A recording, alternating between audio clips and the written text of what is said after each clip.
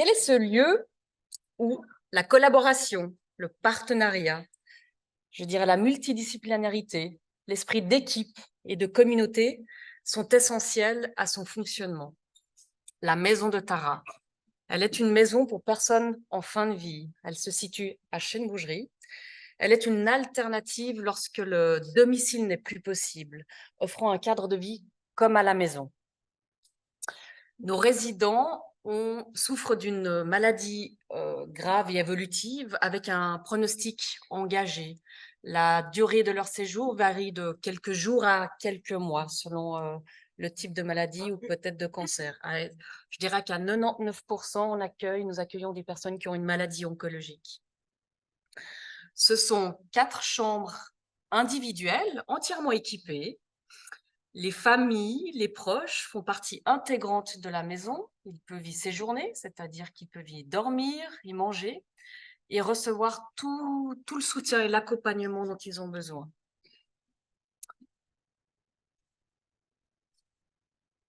L'accompagnement.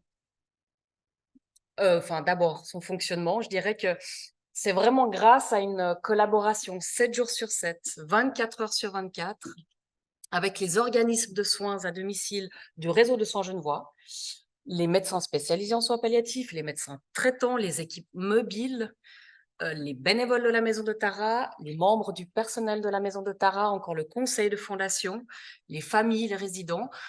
Au fait, nous travaillons ensemble dans un contexte de communauté.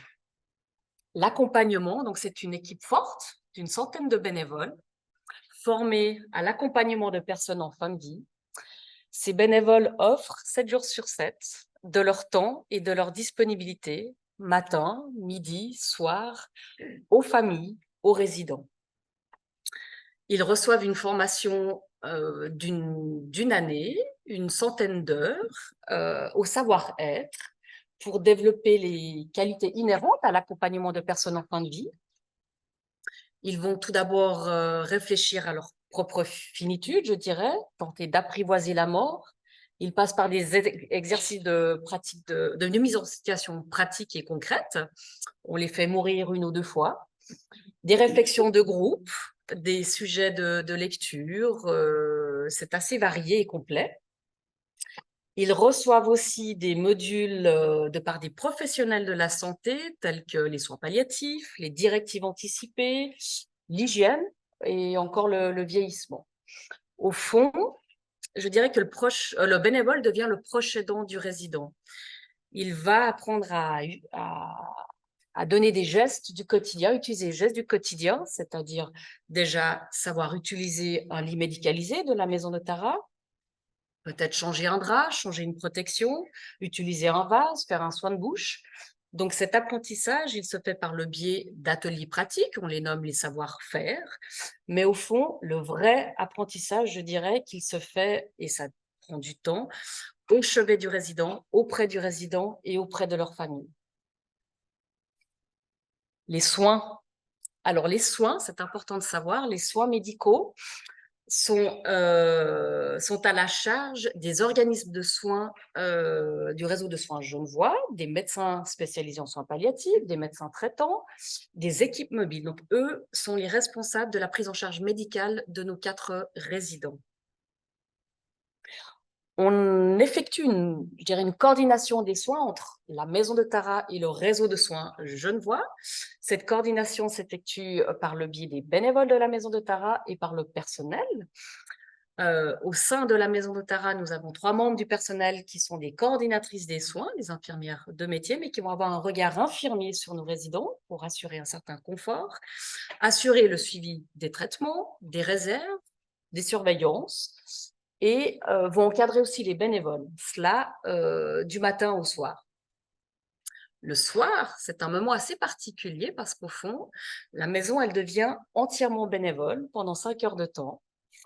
Un bénévole qui se nomme répondant prend la responsabilité de la maison. Une des plus grandes est le suivi des traitements, des réserves, appelle les organismes de soins à domicile lorsque cela est nécessaire ou s'il en a besoin. Il se mettra jamais en difficulté ou ne prendra de décision de son côté. La nuit, nous avons des veilleuses professionnelles de la maison de Tara qui sont aides-soignantes de métier, qui assurent aussi le suivi des traitements, des réserves et appellent les organismes de soins lorsqu'elles en ont besoin ou lorsque c'est nécessaire.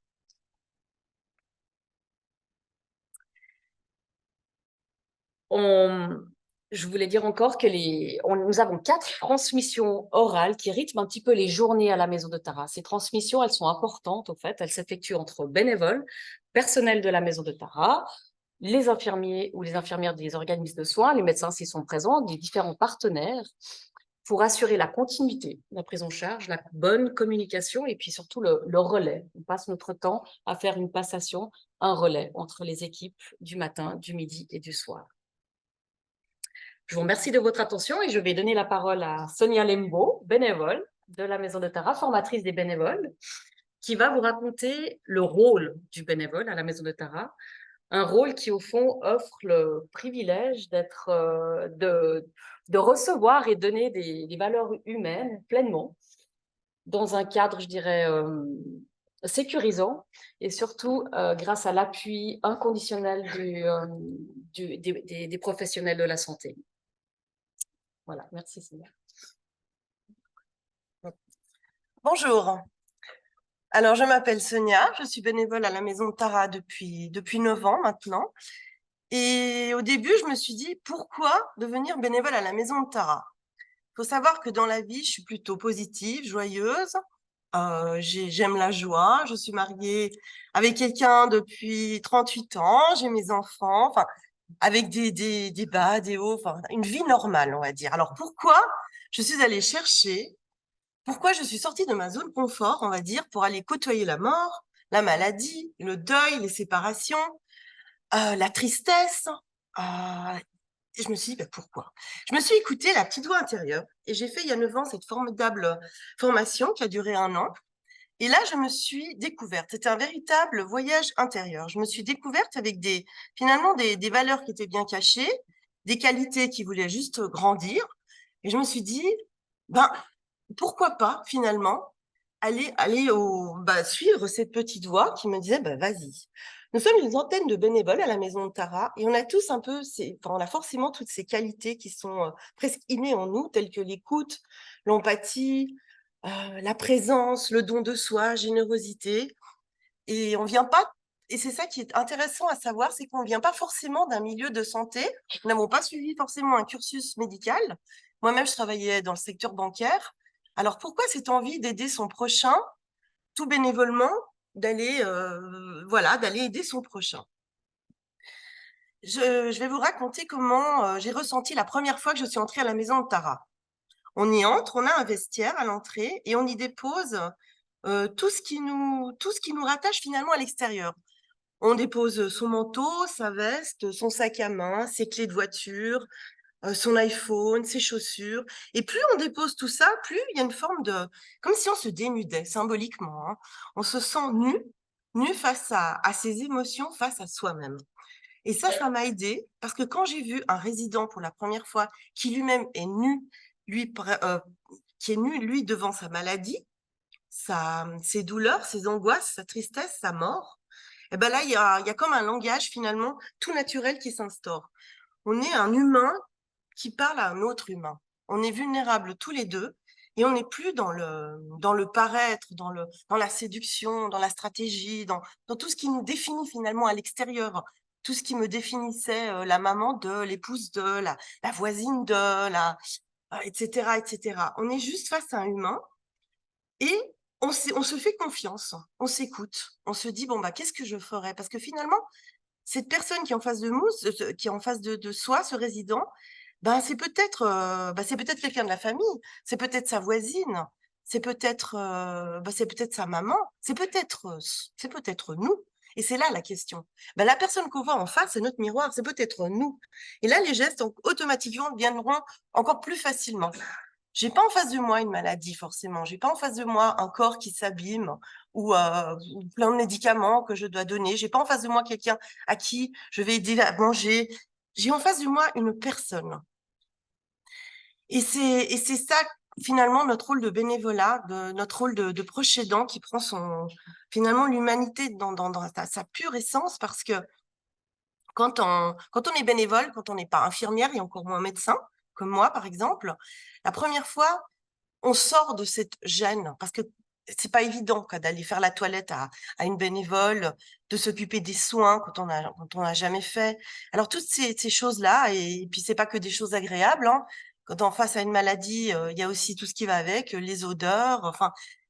Et tout d'un coup, on se dit, ok, ah bah alors je vais m'écouter, je vais me faire confiance, je vais finalement faire comme si c'était moi. Et là, c'est encore une fois, tout ce rôle-là prend toute son importance. À la Maison Tara, il y a aussi cette notion du temps. On n'est pas dans le même réseau du temps qu'à l'extérieur. À l'extérieur, des fois, on se dit vivement vendredi, vivement ce soir qu'on se couche, on est fatigué. À la Maison de Tara, le temps, au mieux, est au ralenti, ou au mieux s'arrête. Parce que chaque minute compte. Pour un résident, à la fin de sa vie, chaque quart d'heure, chaque minute est peut-être la dernière. Et même un résident, quand il passe une mauvaise nuit, ou quand il passe un mauvais moment, eh ben, c'est un moment de plus. Un résident, le matin, il est tout content de se réveiller, de se dire, j'ai passé une nuit de plus. Le soir, après avoir traversé une journée même affreuse, il se dit, ben voilà, j'ai gagné une journée de plus. Et c'est cette notion du temps qui nous rappelle que dans la vie, la vie, elle passe vite, hein. Et finalement, on essaye de vivre au plus présent possible, de se concentrer sur ce temps qui peut s'arrêter. Alors, j'ai pas la prétention d'avoir appartenu ou d'avoir fait partie de la vie de certains résidents, même si je les ai accompagnés certains jusqu'à la fin. Mais ces résidents, on peut pas les oublier. Certains résidents maintenant vivent en moi, et c'est eux qui me disent, Sonia, fais attention. Sonia, n'attends pas, si j'avais su, j'aurais pu. Ces résidents-là me chuchotent, vas-y, fonce, vis ta vie. Ces résidents nous accompagnent, et maintenant c'est eux qui m'accompagnent dans ma vie. C'est eux qui m'aident finalement à choisir des personnes qui ont ces richesses de cœur, ces personnes qui finalement nous ressemblent. Et ces résidents nous apprennent à trier les choses futiles ou être un peu moins superficiels. Alors, c'est une leçon de vie. Maintenant, je vais vous parler un petit peu de la maison de Tara. Je vais vous choisir deux pièces qui sont importantes pour moi. C'est la pièce principale, le cœur de la maison, et cette salle à manger. Il y a une salle à manger qui est extraordinaire dans cette maison de Tara, parce qu'au centre, une immense table en bois qui peut se rallonger, parce que le vrai défi dans la maison de Tara, c'est se demander combien on sera le matin, à midi ou le soir. Parce que avec la maison de Tara, on apprend finalement l'impermanence, l'adaptation. On doit tout le temps forcément s'adapter. Les gens passent, les amis peuvent y venir, c'est la bienvenue à tout le monde. Et un simple petit déjeuner qui se prend, alors soit dans la chambre, hein, quand les résidents n'ont pas la force de venir à la salle à manger, soit on les accompagne. Donc on apprend aussi des fois le silence, parce qu'accompagner quelqu'un, ça se passe aussi dans le silence, dans un regard, simplement être là pour pas qu'il soit tout seul. Le meilleur des langages, je dirais que c'est presque le langage universel, c'est les sourires, les rires qui se passent à la maison de Tara. On n'a pas besoin de parler la même langue avec les résidents. Et tous ces repas qu'on essaie de prendre tous ensemble, entre bénévoles, avec les résidents, et quand je dis résidents, c'est leur famille, leurs proches, avec les salariés de la maison de Tara, les coordinatrices qui nous supervisent. On essaie d'en faire un repas, une grande tablée familiale, parce que c'est ça qu'on essaye de donner à cette maison de Tara, cet esprit de famille. Parce que sur ce moment-là, dans ce repas-là, c'est comme si on était toute une grande famille. Et on a de la chance qu'on travaille avec un cuisinier qui s'appelle Nicolas. Alors, ce cuisinier, il est formidable parce que son rôle à lui, c'est de faire plaisir. Alors, c'est un challenge aussi pour lui, parce qu'un résident qui rêve de hamburger frites, puis que 2 heures après, il pourra pas les manger, et puis que finalement, il va se retrouver devant une soupe et qui va essayer de rendre la soupe la plus formidable possible, eh ben, c'est cet esprit de solidarité. Et puis, j'ai par exemple un souvenir, quand l'autre jour, j'avais une résidente qui avait plus très faim, et elle voulait juste manger de petites tranches d'aubergines panées. Alors, Nicolas fait ces 2 tranches d'aubergines panées, puis il me dit, bah, Sonia, mais quelle horreur, ça me paraît tellement tristounet, ces 2 aubergines, je vais aller dans le jardin cueillir des petites feuilles de sauge, un peu de basilic, pour faire plus joli.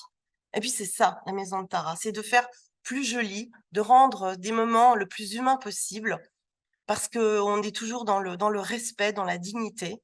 comme ce résident aussi qui chaque matin commandait son café. Alors pas un simple café, un expresso, c'était un café avec de sucre, du lait tiédi au préalable, qu'on met au dernier moment, tout un rituel de café qu'il buvait jamais. Alors, à un moment donné, on s'est dit, bah, pourquoi vous buvez jamais votre café finalement? Ça nous prenait quand même 5 minutes. Et il nous a regardé droit dans les yeux et il a dit, ah ben voilà, dans ce café, j'ai toute ma vie d'avant.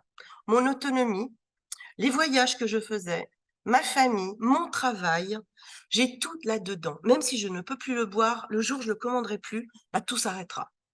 Eh ben, c'est ça. Alors, avec la maison de Tara, on apprend la tolérance, le lâcher-prise, l'acceptation, le non-jugement, qui est très important. On vit au rythme des résidents. Et je dirais que dans la maison de Tara, nous vivons au rythme des repas, des soins, mais toujours à leur rythme. Il y a forcément des horaires pendant les repas, mais on s'adapte. C'est pas important. De prendre un apéro quand ils l'entendent, de prendre le petit déjeuner décalé, le goûter. On y fête des anniversaires. On y a même fêté un mariage à la maison de Tara. Donc, c'est tous ces moments qu'on essaye de rendre le plus extraordinaire possible parce que c'est sûrement leur dernier moment. La deuxième pièce, c'est une pièce extérieure. C'est le jardin de la maison de Tara. Alors, le jardin, c'est juste une splendeur, parce que le jardin, finalement, c'est le témoin du temps qui passe, le témoin de leur vie aux résidents, avec toute la symbolisme des saisons. J'ai appris à regarder autrement les saisons à la maison de Tara. Il y a le printemps. Le printemps, c'est peut-être la saison la plus facile. Il y a cet espoir. Quand rien ne va plus, on dirait qu'il y a un petit départ. Avec les résidents, c'est un peu plus facile de discuter, peut-être avec eux durant le printemps. L'été, c'est formidable. L'été, il y a les couleurs, les odeurs, les oiseaux, on ouvre grand les fenêtres. On essaie de faire entrer tout l'été dans la maison de Tara. Les apéros en été. On fait continuer. Souvent, les repas sont prolongés dans le jardin parce qu'il y a partout des petites tables, des chaises. Et les familles aiment bien se retrouver dans le jardin, prolonger un repas, le faire finalement même à 22h, c'est pas grave du tout. Il y a cette contemplation du jardin, cette forme de méditation, même de médiation, parce qu'il y a beaucoup de choses qui se dénouent entre eux dans un jardin. Et on y fait des somptueux bouquets. On essaie d'amener le maximum, avec cette connexion à la nature, le maximum de nature dans la maison de Tara. Alors, on y fait des bouquets qu'on y pose partout, dans toutes les pièces, dans toutes les chambres. C'était une véritable tâche de changer tous ces vases, de changer l'eau de toutes ces fleurs. Ça fait partie d'une occupation réelle dans la maison de Tara. Et par exemple, les noms des chambres ont le nom des fleurs dans la maison de Tara. Il y a la chambre rose, la chambre tulipe, la chambre jasmin et la chambre dahlia. Il y a aussi, on y met du cœur à mettre chaque lit finalement à côté de la fenêtre de la maison de Tara, dans la chambre de la fenêtre. Parce que les bénévoles, pardon, les résidents adorent être connectés avec la nature. Et puis de leur fenêtre, ils aiment bien sentir, par exemple, le bruit de la pluie, un ciel étoilé, ou quand on ouvre les volets le matin, juste avoir un petit peu la chaleur d'un rayon de soleil. C'est ces petites poésies qu'on a à la maison de Tara, c'est des tas de grâce. Et ces petits moments qui, pour nous, sont peut-être tout simples, mais pour eux, qui prennent toute leur importance. Alors, il y a l'automne, peut-être la saison la plus difficile, parce que l'automne, avec les feuilles qui tombent, le cycle de la vie, ce temps qui passe. Et ça nous amène des fois à des réflexions plus profondes avec les résidents. Il y a les regrets, la mélancolie. Alors, pareil, quand un bénévole, pardon, quand un résident vous regarde dans les yeux et vous dit, ben moi, j'ai eu une belle vie, j'ai eu un peu tout ce que je voulais, ben voilà, maintenant, je suis à la fin de mon chemin. Et il vous prend la main, puis vous dit, et vous, Sonia, ça va? Ça va, vous avez une belle vie? Et voilà. Et là, nous, on se prend une claque. On se prend une claque parce qu'on se dit, ben oui, finalement, j'ai une belle vie. Alors, voilà, c'est encore tous ces petits moments qu'on vit chaque jour, hein. Je pourrais vous parler pendant 2 heures de toutes ces petites histoires. D'ailleurs, à l'entrée, on a 4 livres avec on essaie de mettre pour chaque bénévole une photo, un petit récit de sa vie, les petites anecdotes, les petits gags qu'on a eu avec lui. Parce voilà, certains, c'est comme dans la vie, hein, certains nous marquent, certains on les oublie, on les laisse où ils sont. C'est peut-être mieux comme ça aussi. Et puis, qu'est-ce que je voulais encore dire dans cette maison de Tara? On y apprend, comme je vous ai dit, toutes ces qualités, l'humilité, la sérénité, la modestie aussi, qui est très important.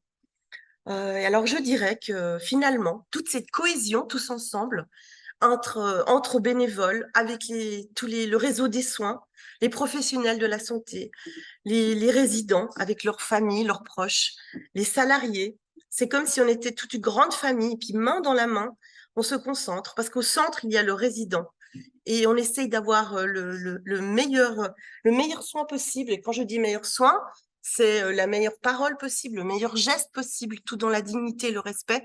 Et quand on arrive à faire finalement sortir ces soins à l'extérieur de la maison de Tara, si on arrive finalement à être proche aidant dans la vie de quelqu'un qu'on connaît, qu'on aime, si on change pas de trottoir quand on voit quelqu'un en deuil, si on ose parler, quand on brise le tabou de la mort, de la maladie, je pense que la mission Tara aura fait toute sa mission. C'est là qu'on essaye de semer ces petites graines d'humanité, de solidarité, je dirais même de communauté. Alors voilà, toute cette chaîne humaine que nous sommes, cette grande famille à la maison de Tara, c'est ce qui nous plonge finalement, nous fait plonger dans l'humanité la plus pure. Et si on me pose maintenant cette question, bah Sonia, pourquoi tu es bénévole à la maison de Tara? Eh ben, je pense que j'ai ma réponse. Je dirais se sentir humain, pleinement, tout simplement. Merci pour votre écoute. Alors, bonjour, donc, je m'appelle Elvira et je suis une infirmière indépendante et je suis spécialisée en soins palliatifs et je vois mes patients généralement à leur domicile. La collaboration, les partenariats font partie de notre culture des infirmières. Et globalement, je collabore avec tous les professionnels et non professionnels dont besoin mes patients pour se faire soigner. Même si la majorité de mes patients souhaitent rester à leur domicile jusqu'à la fin de séjour, malheureusement, pour différentes raisons, ce n'est pas toujours possible à réaliser leurs souhaits. Et la réalité est que l'accompagnement durant les dernières phases de vie se complique et demande beaucoup plus de présence et surveillance et de la part des proches et aussi nous, les professionnels. Les remboursements par les assurances ont leurs limites, surtout quand il s'agit des heures d'éveil de nuit et des heures d'accompagnement, d'assistance durant la journée, quand la famille vraiment a besoin, prend leur pause. Pour cette raison-là, les patients, malheureusement, doivent renoncer parfois de rester à la maison et chercher les autres alternatives où ils peuvent finir les derniers jours de sa vie. Et selon moi, la maison de Tara est une des alternatives idéales. Pourquoi? Parce que déjà, les tarifs de séjour sont, selon moi, plus abordables que les tarifs des gardes de nuit privés et les assistances privées. Parce que la maison de Tara, donc, elle a des professionnels, les veilleurs de nuit, dont les aides-soignantes formées en soins palliatifs, donc mes patients seront en sécurité pendant les nuits. Les jours sont assumés par les infirmières coordinatrices avec de l'aide des bénévoles. Et les familles des patients sont également prises en charge, accompagnées, entourées selon leurs besoins. Ils auront même une chambre, dans la chambre des malades, un lit à leur disposition s'ils souhaitent rester avec leurs proches pour la nuit. Même les animaux de compagnie sont acceptés à la maison de Tara. Nous, les professionnels, les médecins, les infirmières, les aides-soignantes, nous venons pour les soins médicaux quand on a besoin de passer. Et le reste du temps, on livre nos patients dans les bonnes mains, entre les bonnes mains des formidables équipes de la maison Tara. Pour moi, comme si je soigne mes patients à la maison Tara comme à domicile. Mais en plus de surveillance bienveillante, 24 heures sur 24 et 7 jours sur 7. Donc, pour moi, la collaboration avec la maison des Tara apporte beaucoup de plaisir et satisfaction. Mes collègues donc bien expliqué le fonctionnement de la maison des Tara, mais pour moi, c'est important de savoir que c'est une formidable équipe bien formée.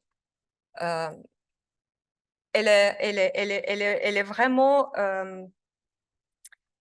c'est donc à eux que je veux confier mes patients et jour et nuit.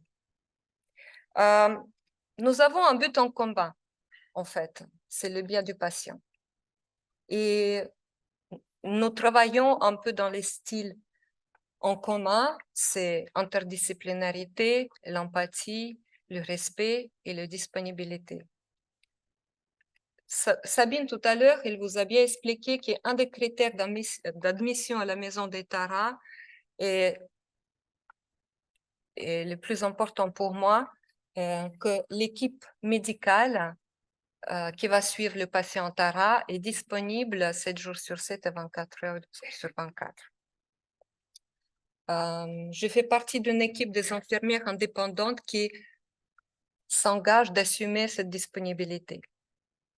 Et nous travaillons en équipe, en collaboration avec les médecins qui sont également disponibles pour ces horaires-là. Pour moi, il est très important à savoir que je pourrais être épaulée par mon binôme médecin à tout moment si les situations se tournent mal, si il y aura les situations d'urgence. Car la disponibilité d'un médecin est indispensable dans les situations de crise. Nous savons tous que dans les soins palliatifs, on doit beaucoup travailler sur l'anticipation, mais malheureusement, ce n'est pas toujours possible car les imprévus arrivent assez souvent.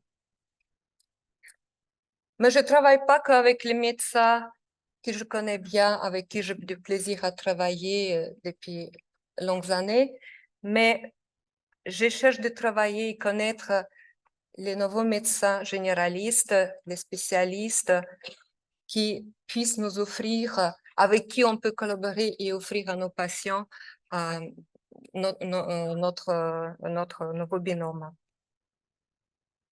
Car ensemble, nous avons besoin de créer les nouveaux réseaux en soins palliatifs.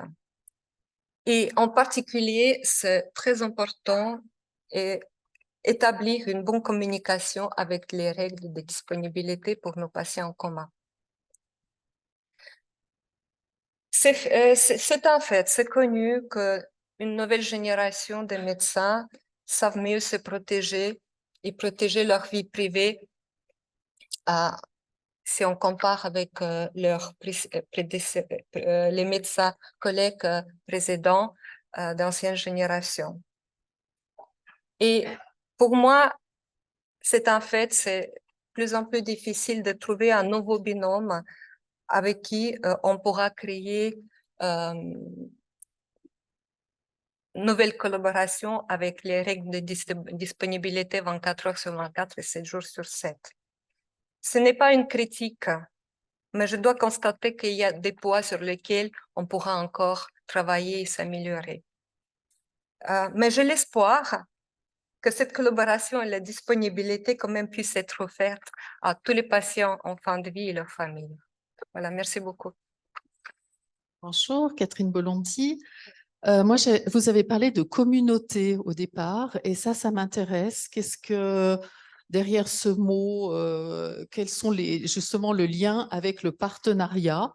Et puis l'autre chose qui m'intéresse, c'est les défis auxquels vous êtes confrontés dans le partenariat justement entre fonctionnement des bénévoles, qui est quand même particulier à la Maison de Tara, et les professionnels. Est-ce que vous auriez des choses à nous transmettre? Alors, l'idée de communauté, c'est vrai que c'est peut-être un mot qui ne plaît pas à tous, mais Il vient, entre autres, on en parlait avec Anne-Marie Struy, qui est la fondatrice de la Maison de Tara, cette communauté bienveillante. Le terme en anglais est peut-être un peu plus entendable, en fait. L'idée, c'est la communauté, c'est évidemment le partenariat. Avant tout, l'équipe grande au sein de la maison, mais jamais sans le réseau de soins. Je dirais une des premières difficultés serait pour un résident, un patient, qui n'a pas un réseau de soins autour de lui. Ça nous prend un petit peu plus de temps de pouvoir lui proposer un réseau de soins, le créer. Elvira parlait de la disponibilité d'un médecin généraliste ou un médecin spécialisé en soins palliatifs. Celui-ci est parfois compliqué de trouver, en fait. Donc, je dirais que c'est une première difficulté. Et par rapport au partenariat, est-ce que vous avez des règles de fonctionnement, des choses qui soutiennent le partenariat ou Non, on n'a pas forcément de convention ou des règles de partenariat, en mais fait. entre vous aussi, hein? Comment? Entre vous au sein de l'équipe, j'entends. Alors, on a un règlement interne, on a un code éthique, que ce soit pour les bénévoles, pour le personnel de la Maison de Tara, une convention de collaboration, mais elle est très interne, en fait, à la Maison de Tara. Ouais. Une autre question? Oui. Oui, je voulais remercier les témoignages de Sonia parce que ça donne envie vraiment d'être bénévole. Et puis de Elvira, ça me fait penser à deux choses. Un, l'enrichissement personnel en tant que professionnel que de travailler à la Maison de Tara. Donc, j'encourage tous les médecins qui sont à l'appel de Elvira de pouvoir s'investir là-dedans. Hein. Mais c'est vrai que c'est une question de facturation importante. Je voulais faire la parenthèse de la plus-value pour les proches aidants. Toutes les valeurs que vous avez citées, vous les avez dites. Et en fait, c'est un atout majeur pour les proches aidants qui sont souvent, ils doivent faire face à une culpabilité, à des anxiétés, et les bénévoles et les professionnels qui sont à la Maison de Tara leur donnent toute la place en fait pour travailler ça. Et je pense que c'est une plus-value et pour le patient et pour les proches aidants, mais aussi pour les professionnels qui travaillent et les bénévoles. Merci. Merci. Oui, bonjour. Je suis là. Je suis désolée, je suis arrivée un petit peu en retard, donc j'ai pas eu toute la présentation et je le regrette. Je voulais savoir si vous étiez déjà arrivé d'accompagner des personnes en situation de handicap à la Maison de Tara. J'entends handicap mental ou... Voilà. Il nous est difficile, au fait, on n'aurait pas forcément une réponse adaptée du fait nous ne sommes pas des professionnels de la santé au sein même de la maison. On a accueilli une personne qui souffrait d'une SLA, au fait, jusqu'à son départ de la Maison de Tara, il avait décidé de finalement rentrer à la maison pour mourir avec exit. Ça a été une sacrée aventure, en tout cas un grand apprentissage, mais on s'est bien rendu compte des limites aussi de la Maison de Tara. À savoir, on est une centaine de bénévoles qui tournent, on a des bénévoles extrêmement réguliers comme moins réguliers. Et pour les patients qui auraient besoin de calme et en tout cas d'être rassurés au quotidien, il est un petit peu difficile de lui prodiguer.